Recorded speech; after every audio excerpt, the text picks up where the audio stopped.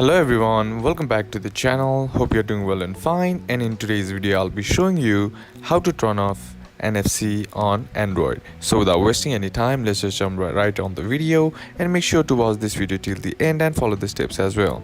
Now the first thing that you need to do is head over and open up the settings.